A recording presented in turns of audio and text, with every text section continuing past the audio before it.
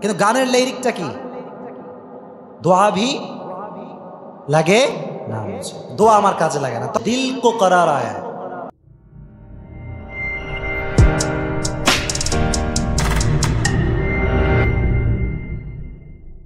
গতকালকে যারা নিউজ পড়েন তারা দেখেছেন যে একজন বিগ বস সুপারস্টার, একজন মডেল, তার নাম হচ্ছে সিদ্ধার্থ শুক্লা, সে গতকালকে মারা গিয়েছে। যারা নিউজ পড়ে তারা দেখেছেন জিনিসটা। তো যখন নিউজটা আমি গতকালকে পড়লাম, আমি জাস্ট ভাবলাম এই কথা যে আহা, কত ধনী রে মানুষটা, কত ফেমাস, কত টাকা, কত পয়সা, কত ডুপ্লেক্স ট্রিপ্লেক্স হোম, মৃত্যু, দ্য গেম ইজ ওভার, সব শেষ, ফেমাসিটিও শেষ, টাকা পয়সা ধন সম্পদ এভরিথিং ইজ ওভার, সব শেষ, ঠিক কিনা? শেষ না সব কিছু? এই নায়কটার অনেকগুলো মুভি আছে। এই মুভির ভিতর থেকে একটা গান, যেটা বাংলাদেশ বলেন, ইন্ডিয়া বলেন, গোটা বিশ্বে গানটা ভাইরাল। দুঃখের বিষয় হচ্ছে, বলার উদ্দেশ্য কি বোঝেন, নায়কের দিকে যাবেন না, শিক্ষার দিকে আসেন। শিক্ষাটা কি? ওর একটা গান আমি দেখেছি যেটা প্রত্যেকটা ওয়াজের ভিতরে মানুষ অ্যাড করে দিয়েছে। এখনকার সময়ে যুবকরা নাটকের সঙ্গে শুধু গান অ্যাড করে না, আমাদের যে সমস্ত ওয়াজ আছে এই ওয়াজে যুবকরা গান ঢুকায় দেয়। আমি মাঝে মাঝে ফেসবুকে ঢুকে দিই, কিরে আমার ওয়াজও চলে হিন্দু গান, আমার ওয়াজের মধ্যে ঢুকানো আছে, ওয়াজও চলে হিন্দি গানও। আজীব একটা তামাশা, কোথায় একটা ইসলামিক কন্টেন্ট আর কোথায় একটা সং, দুইটা হচ্ছে বিরোধমুখী, একটা হালাল আর একটা, বলেন একটা হালাল আর একটা কি? হালাল এবং হারামকে আমরা মিক্সিং করে ফেলেছি। দেখেন ভালো করে বোঝেন, এই নায়কের একটা মুভিতে একটা সং ছিল, এই সঙের যে টাইটেল সেটা হচ্ছে দিল কো करार आया। কি আয়া? দিল কো करार आया। এই গানটা এত বেশি ভাইরাল গোটা বিশ্বে, কিন্তু যুবকরা বোঝেই না যে এই গানের ভিতরে শিরিক ঢোকানো আছে। কি ঢোকানো আছে?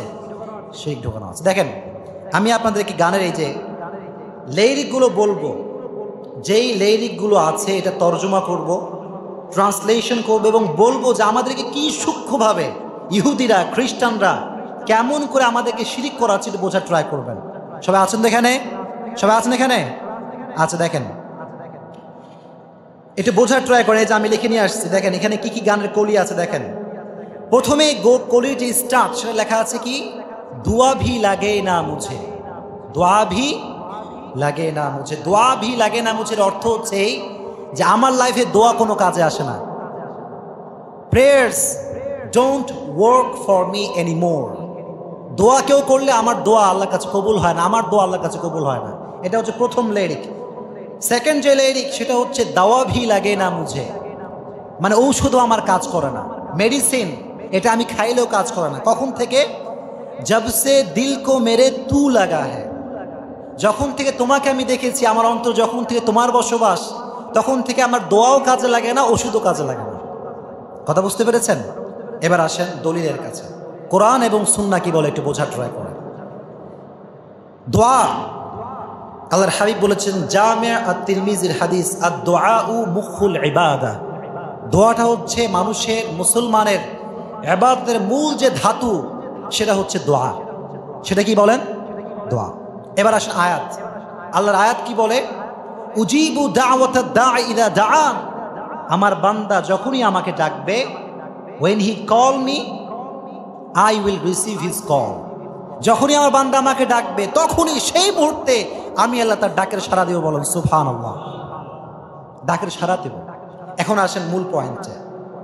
সুন্নাহ বলল কি কথা? যে দোয়াটা হচ্ছে সমস্ত ইবাদতের মূল। সমস্ত ইবাদতের মূল কি বলেন? দোয়া। আল্লাহ বললেন আমি আল্লাহর কাছে দোয়া করতে দেরি, যদি বান্দা সঠিকভাবে দোয়া করতে পারে আমি আল্লাহ কবুল করতে এক মুহূর্ত দেরি করতে পারি। কিন্তু গানের লিরিকটা কি? দোয়া ভি লাগে না মুঝে, দোয়া আমার কাজে লাগে না। তাহলে বিষয়টা বোঝার ট্রাই করেন, মুমিনের হৃদয় থেকে আল্লাহর প্রতি যে বিশ্বাস, আল্লাহ যে আমার দোয়া কবুল করতে পারে, আল্লাহ যে আমার দোয়া শুনতে পারে, এই লিরিকের মাধ্যমে মুমিনের ভেতর থেকে এই ফেইথটা, এই বিশ্বাসটা উঠিয়ে দেওয়া হচ্ছে। বিষয়টা কি বুঝতে পেরেছেন আপনারা? দোয়া কাজে লাগে না, ঔষধও কাজে লাগে না, কিন্তু দোয়া এটা যদি আপনি করার মতো করতে পারেন, দোয়াটা কবুল করে নেবে একজন, তিনি কে? আর এই যে শিক্ষাটা, অর্থাৎ আল্লাহর উপরে বিশ্বাস হারিয়ে যাওয়া, এটা হচ্ছে ইহুদি এবং খ্রিস্টানদের বড় একটি চক্রান্ত। কারণ যখনই আল্লাহর উপরে বিশ্বাস হারিয়ে যাবে, ভেতরে কি ঈমান বলতে আর কিছু থাকবে? আপনাকে রাগ করছেন আমার উপরে? বলতে হবে এই কথা। শিরিক করবে মানুষ, আজীবন গান শুনবে, শিরিক করবে, আর আমরা এটা বলতে হবে না কোরআন সুন্নাহর আলোকে? এটা কোয়াইট ইম্পসিবল, আমাকে বলতেই হবে এটা। এটা হচ্ছে ফার্স্ট লেরিক এবং শিরিক, যেখানে শিরিকের গন্ধ আছে। নাম্বার 2, আরেকটা কথা লেখা আছে সেখানে, সেটা হচ্ছে এই যে নিন্দ রাতু কি মেরি, এরকম একটা কলি, মানে এমন কলি যে কলির ভেতরে এটা বোঝানো হয়েছে একজন প্রেমিক যখন একজন প্রেমিকার প্রেমে পড়বে তখন তার ঘুমও হারাম, খাওয়াও হারাম, শান্তিও হারাম, সব কিছু হারাম। তার মানে তার শয়নে স্বপনে থাকবে একজন, সে হচ্ছে প্রেমিকা। সে কে? এটা হচ্ছে গানের লিরিকের ট্রান্সলেশন করলাম, গানটা বলা ছাড়াই। দেখেন, ইলুমিনাতি নামে একটা জাতি আছে, বা প্রজাতি বলা যাবে না, জাতি বলতে হবে।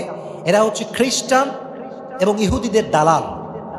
এরা মুসলমানদের ইমানকে হরণ করার জন্য সর্বাবস্থায় ট্রাই করে।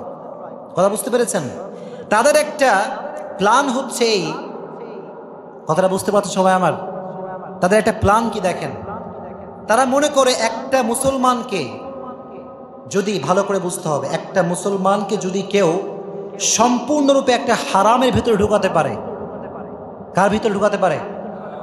এটা কি অসম্পূর্ণভাবে না সম্পূর্ণভাবে? সম্পূর্ণভাবে, উইথ ফুল কনসেন্ট্রেশন। একটা মুসলমান যখন পরিপূর্ণরূপে হারামে আবদ্ধ হয়ে যাবে তখন তার হৃদয়ে আর ঈমান থাকবে, ঈমান থাকবে। আর যখন ঈমান থাকবে না তখন সে কাফের হবে না মুসলমান হবে? কাফের। দ্য প্ল্যান ইজ দিস, এটাই হচ্ছে প্ল্যান। যে যখনই আপনি এখান থেকে মাথায় নিবেন এই কথা, যে যখন আমি প্রেমে পড়ব, আমার খাওয়া নাই, ঘুম নাই, কিচ্ছু নাই, আমি অলওয়েজ 24 আওয়ার আমি জাস্ট প্রেমিকার চিন্তা করব। আর এই প্রেমিকার চিন্তা করা, এটা কি হালাল নাকি হারাম? কথা কন না, হালাল নাকি হারাম? তার মানে আপনি যখন এই হারামে পরিপূর্ণ ডুবে যাবেন তখন আপনার ভেতরে ঈমান বলতে আর কিছু থাকতে পারে? প্ল্যানটা দেখছেন? আর এই গানগুলো যুবকরা এত বেশি শোনে। আপনি রেস্টুরেন্টে যাবেন, ওখানে এই গান। আপনি বাসে উঠবেন, ওখানেও সেই গান। আপনি মোবাইল দেখবেন, হুজুরের ওয়াজ শুনছেন, ওয়াজের ভেতরেও সেই গান। আপনি যাবেন কই? আর যুবকরা তো বোঝে না, ওরা মনে করে বাহ কি সুন্দর লিরিক, আর কি সুন্দর গানের কলি, শুনতেই তো মজা লাগে রে ভাই। গান গায়, ফিলিংস নেয়, হুন্ডা চালায়, গান শোনে, পার্কের ভিতরে গান শোনে, সব জায়গায় পার্কে গিয়ে গান শোনে, আর মনে করে বা এটা তো কোনো ব্যাপার না, ডাজন্ট ম্যাটার, এটা চলে রে ভাই। কিন্তু ও যে মনের অজান্তেই শিরিক করছে, এর ধারণা ওর ভেতরে এক চুল পরিমাণও নেই। এটা আমাকে বলতে হবে, বললাম আমি।